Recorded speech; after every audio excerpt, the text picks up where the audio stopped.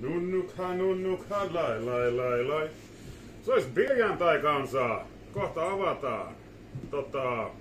Mulla on semmonen ihmeellinen päivä, kun mikään ei ole hajonnut tänään. Vielä. Niin mä ajattelin keksitään joku uusi juttu tänne someen, niin tähän tenkikouluun.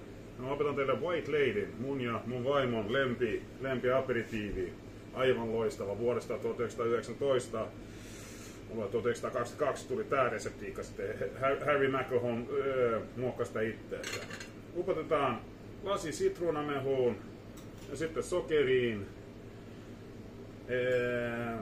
Tulee sokerireunoja.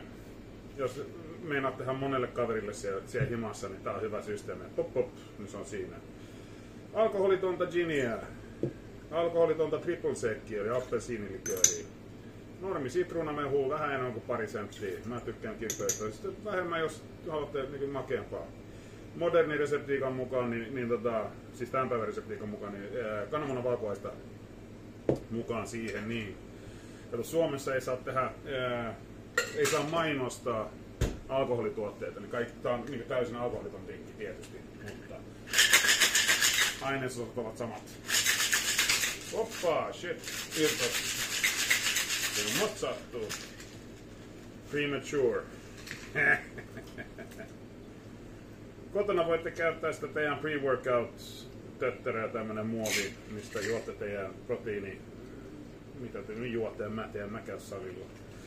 Se toimii aivan loistavasti shakerina. Sitten siellä lime koristeeksi. God damn. Hyvä. Ikinä ei saa kysyä, mitä baarimestarilla on kahvikopissa.